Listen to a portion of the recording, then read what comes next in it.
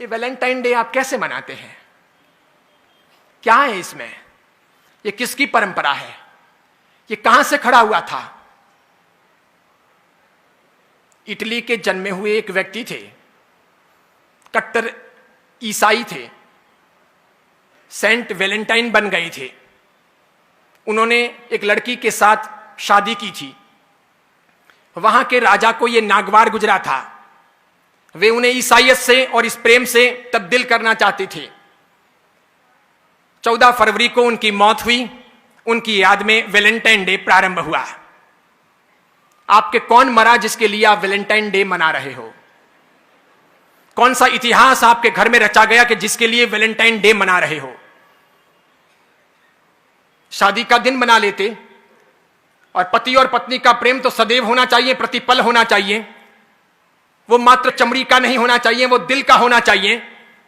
हम सब चमड़ी के पुजारी हैं। इसलिए आप में से बैठे हुए लोग माफ करना, साधु हूं, जिन शासन का और आचार्य हूं, फिर भी बोल रहा हूं।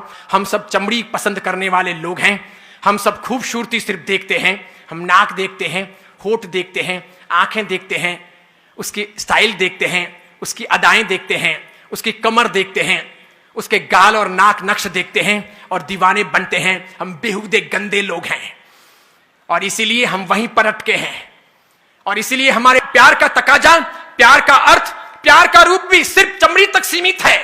अगर उसके आगे है तो वैलेंटाइन डे की आवश्यकता नहीं है। मेरे बाप भी प्यार करते थे मेरी मां से और मेरी मां भी प्यार करती थी मेरे पिता से। आपके पिता ने भी प्यार किया होगा आपकी मां से और आपकी मां ने भी प्यार किया होगा पिता से। जरूर उनके वहां पर उस समय उस रूम को सजाने के लिए गुलाब के फूल नहीं रहे होंगे, कोई रूम स्प्रे या बॉडी स्प्रे नहीं रहा होगा, वो टब नहीं रहे होंगे कि साथ में बात कर सकें। इसके सिवाय अन्य अन्य प्रकार के संसाधन नहीं रहे होंगे, वो स्नो, शैम्पू, वो खूबसूरती के अन्य अंदाज नहीं रहे होंगे।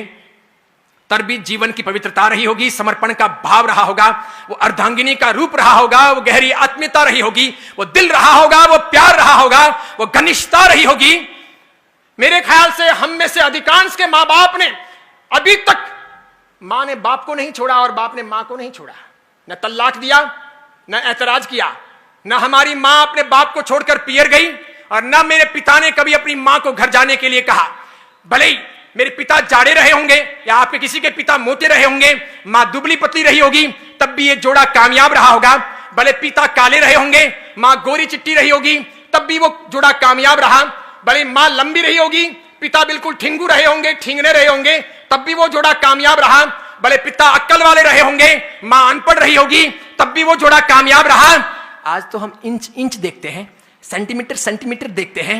आज हम देखते हैं कि उसकी आंखें बराबर नहीं है, उसके होठ बराबर नहीं है, वो बोलती है तो वो यूं यूं बोलती है, या फिर वो जो है ना वो देखता है तो बार बार यूं यूं देखता है, इसलिए मुझे ऐसा पसंद नहीं है। अरे डूब मरो चुल्लू भर पानी लेकर हाथ में कि हम चमड़ी के पुजारी हैं। हम दिल कब तलाशेंगे, हम अच्छी व्यवस्थाएं कब खड़ी करेंगे, हम संस्कारों की चिंता कब करेंगे, एक अच्छी इंसानियत के तौर पर इस दुनिया में ज्ञान का दिया कब जलाएंगे।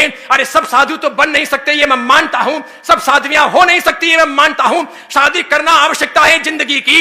हर कोई त्यागी बनकर के इस मार्ग पर आएगा नहीं। अधिकांश लोग गृहस्थ जीवन ही पालेंगे तो पाणी ग्रहण होगा, विवाह होगा। और विवाह के बाद कौन क्या करता है ये मुझे कुछ कहने की और पढ़ाने की आवश्यकता नहीं है। इसलिए गृहस्थ धर्म है, गृहस्थ जीवन है, गृहस्थ एक आधार है। इसे महावीर ने अलग से एक परंपरा कहा है, एक धर्म की व्यवस्थाएं दी है। लेकिन महावीर चमड़ी के आधार पर बातें करने वाले या चमड़ी को प्रमुखता देने वाले इंसान नहीं। उन्होंने उससे ऊपर हट करके न्याय, नीति, प्रामाणिकता, पवित्रता, प्रेम, भाईचारा, लगाव, मैत्री, आत्मीयता, सबकी बातें की।